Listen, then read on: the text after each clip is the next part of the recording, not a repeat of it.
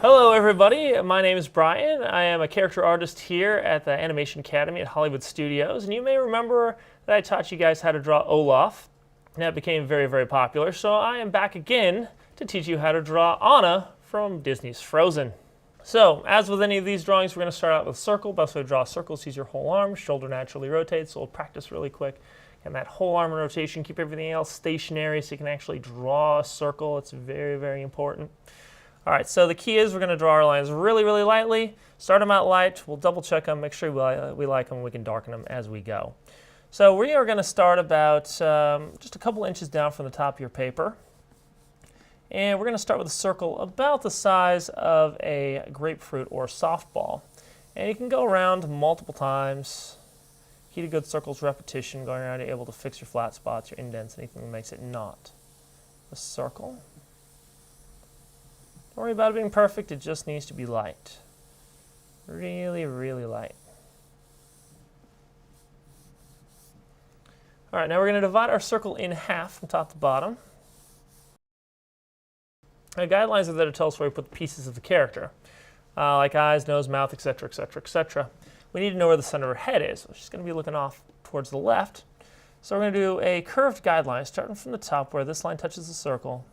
It's going to create a crescent moon shape on the inside of your circle, which is going to go back down to where the line touches the circle at the bottom. Should be about equal sides on both sides.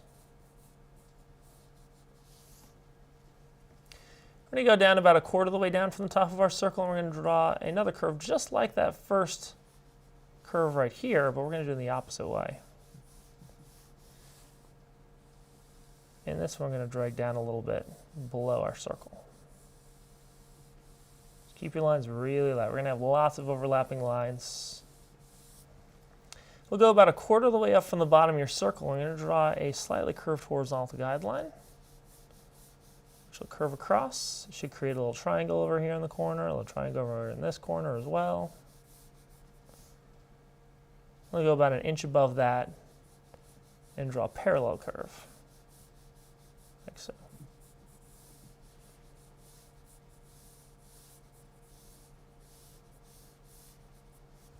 All right, we're going to use some measuring next. We'll use our thumb and our index finger, measure from this bottom horizontal line to the bottom of the circle, like so. And keep your hand just like that. Slide down so your index finger touches the bottom of your circle, and where your thumb lands, you will draw a line. That's going to help us line up that chin. All right, now we're going to start to carve her face out of this.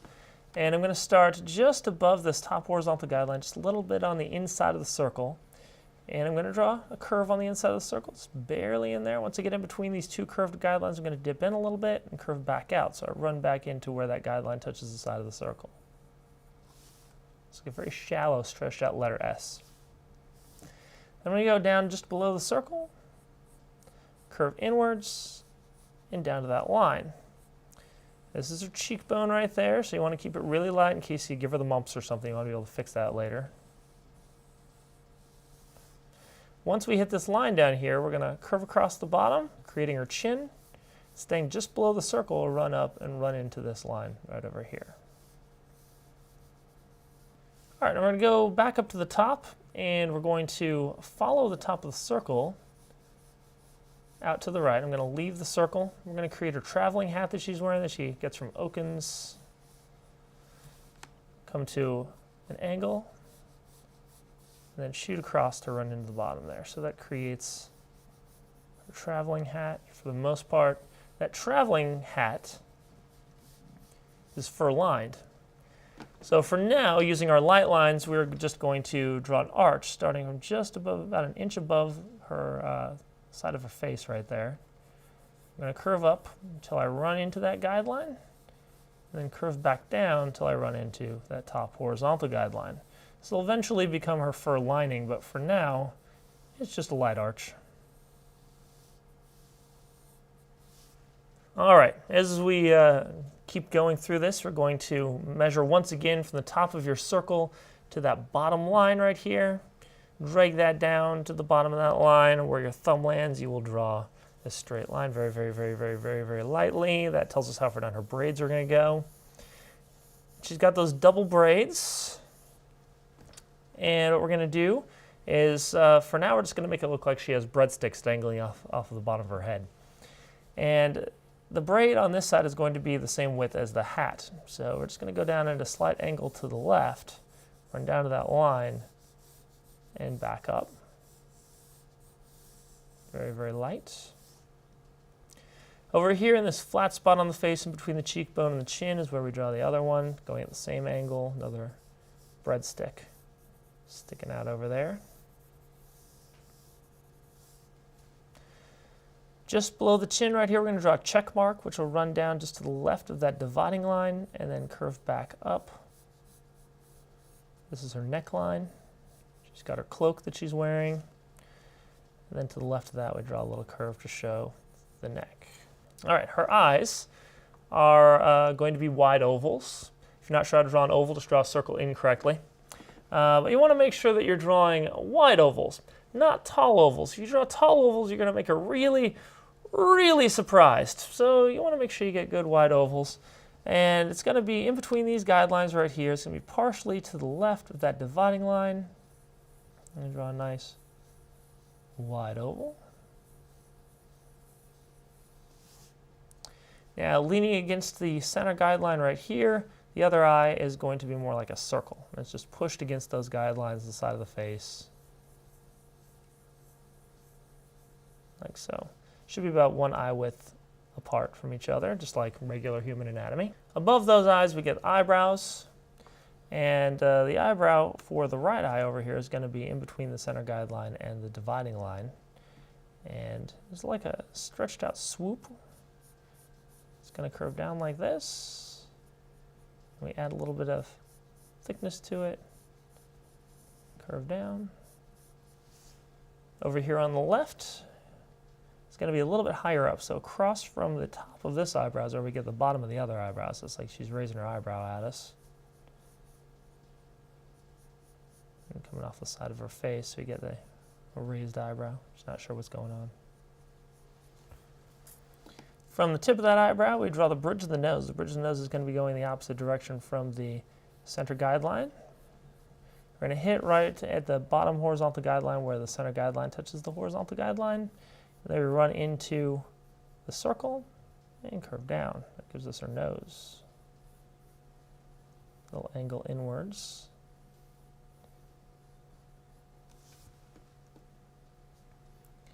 So I'm going to go in a little bit to from the nose, the bottom of the circle, and draw a little curve for a nostril with a curve around it, which will run into that guideline right there.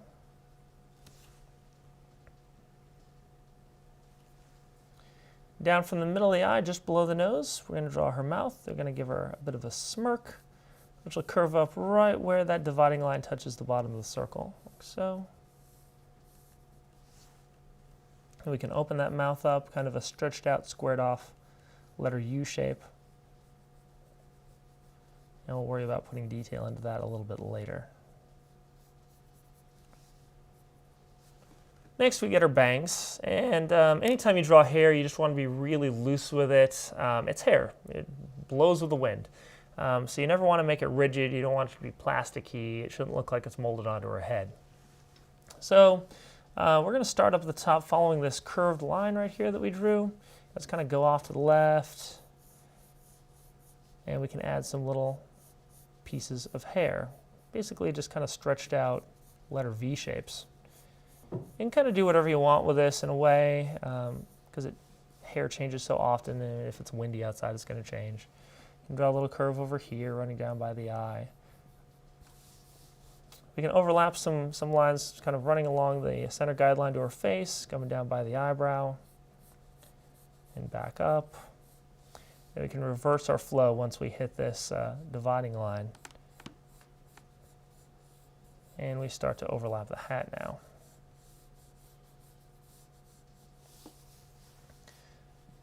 Now we can pull the extra little curve across the top here into the hat to just show a little more where the hair is kind of stretched down into her braids. So add a little bit of space in there. And you can go in and you can adjust things as you go if you notice that you need to pull things over a little bit. All right. Now we hop in with some darker lines. And we can just go back over the hair. So once you're happy with the hair at the top for the bangs, then you can go and trace back over it. It's going to be very uniform at first. Not really going to look that much like hair.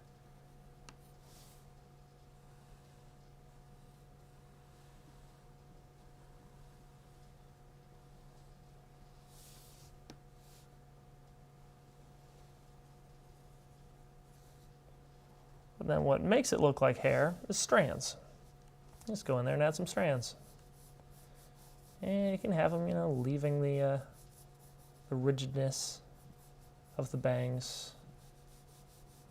But that's really what you need to do if you want to make something look like hair. You add strands.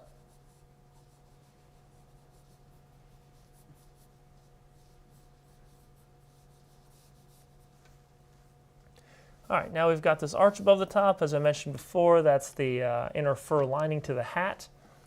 So we're going to go ahead and just add fluff. Just little juts of rounded off fluff as we go across the top.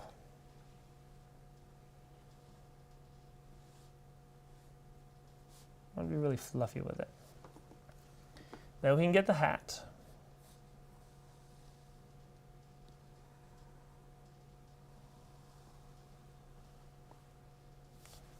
We're going to add a little bit of piping to the inside of the hat. It's just going to be a parallel curve, like so.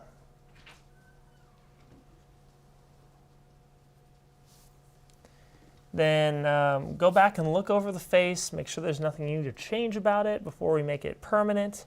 If you did make it look like she has the mumps, you want to be able to fix that. So go in there and trace back over the outline of the face once you're happy with it. Take your time with it if you really need to.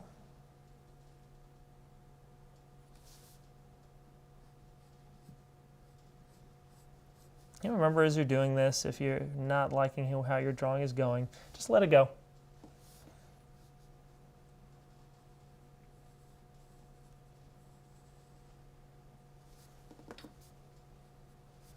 We can pop down and work on the braids next. With braids, everybody's seen braids. Don't overthink it too much. It's a lot easier than it looks like it should be. So we're going to go up to the top, and I'm going to draw. So we get this kind of walnut shape kind of pushed up underneath of the hat right there. And now we start to build the braid. Of course, with a real braid, you're kind of going back and forth with the hair. This is all just about repetition. So I'm going to draw a curve here from the bottom center of this top piece. It's going to kind of bow off to the right. Then I draw a curve around it, like this, and like this. So lots of repetition. And then from the bottom of that line, I'm going to bow off the other direction. And do the same thing. And then once again, the other direction. Same thing. And the bottom, we'll kind of cap it off with sort of a round off letter V, smaller piece. Right there. You can throw a line in the middle of that. Her hair tie is her own hair, so you just draw a little squiggly there to show that. And then the tips of the braid look like the end of a paintbrush. Now over here we do the same thing. We're taking off from about this little notch of braid, though, because of the angle. And so we can actually start with the curves on this side, like that. Add the curve on the inside, then do our reverse. And just build onto it the same way we did with the other side.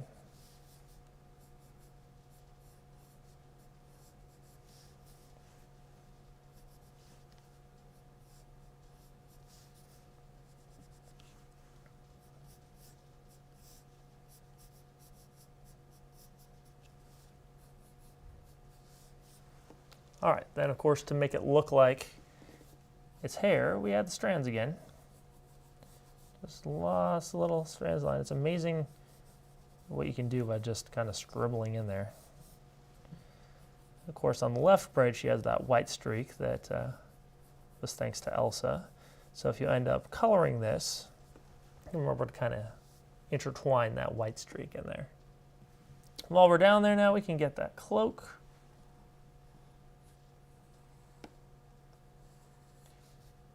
The side of the neck, and we can do a parallel check mark shape. Now we tackle the facial features. And we're going to go up to the eyes. And we're going to darken the top curve of the eye. We're going to thicken that up. Just add the mascara in there and thicken that up.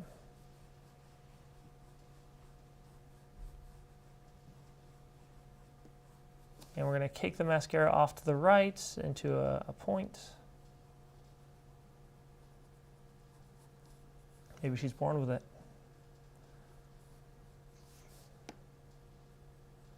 And we can use a thinner line to finish the bottom. And then we add the eyelid across the top, which is just a little curve across the top. So.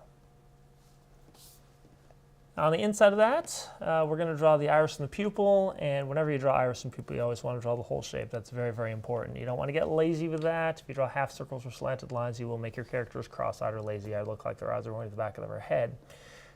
Generally, you don't want that. So this time, though, you're drawing smaller circles, so you use your wrist and your fingers to get it.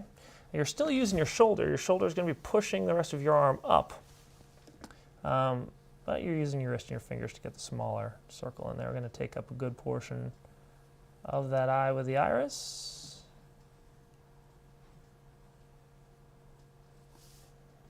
And then we get a pupil on the inside of that, another circle.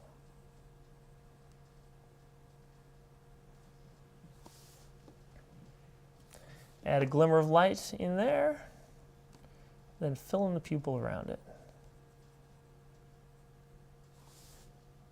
You can put a light shade through that iris. As long as you keep it light, you don't want to make it solid black, or it'll blend with the pupil and you'll give her a really dilated eye. You can go ahead and get that eyebrow while you're over there. Once again, don't get discouraged while you're doing this. A character like Anna takes a lot of practice. Just keep going. Don't give up. You can do it. I'm going to go over the other eye. Darken the top curve once again. Thicken that up so she looks easy breezy and beautiful. Come to the point.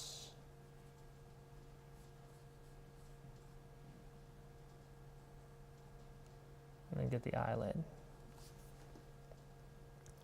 Now on this eye with the iris and the pupil, it's going to be partially masked just because her head is turned away from us, so we get a different angle. So you still want to see the whole thing, that's important. So you pencil it in really, really light. And then of course you darken the part in the whites of the eyes. You always want to take your time though when it comes to placement of your iris and pupils. Then get the pupil on the inside. Glimmer of light, fill it in, and shade that iris. We can pop up and get the eyebrow now.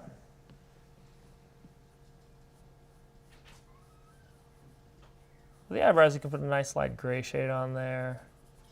Her eyebrows are just like her sister's. They're kind of a grayish beige tone, whereas, of course, Anna's hair is kind of a strawberry blonde. All right, from there, we're going to trace back over the bridge of the nose, and the nose itself, and the mouth.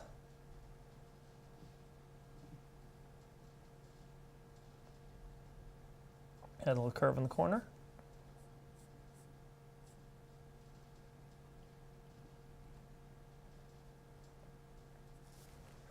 Yeah, the bottom lip now on the inside, and it's going to be thick and then a little bit thinner on the right, just because our face is turned away from us. Then we get the upper lip over here.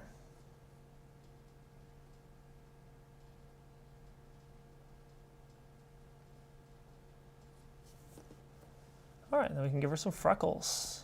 So I'm going to be really light with the freckles. They're going down below the eye here. There's lots of random little dots. And you can put a shade on the inner piping to the hat. Just use the side of your pencil and shade really fast.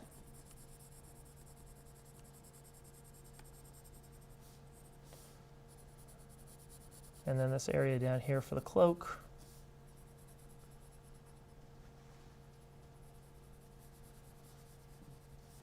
Go ahead and sign your drawing.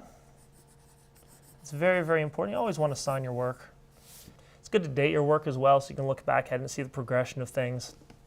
Because a character like Anna, you're going to want to practice a lot. You want to look at your first drawing as a bit of a fixer-upper. And then just roll from there. So that's Anna from Frozen. I hope you guys enjoyed it. Just remember, these things take lots of practice. You want to draw these things over and over and over again before you get really, really good at it. Anna is one of the most complicated characters that we draw, so don't worry if yours isn't 100% perfect the first time out. These things are going to take practice. And if you make it down here to Walt Disney World, come stop by and take a class from me or one of my fellow character artists. You'll have a great time. Thanks so much, guys.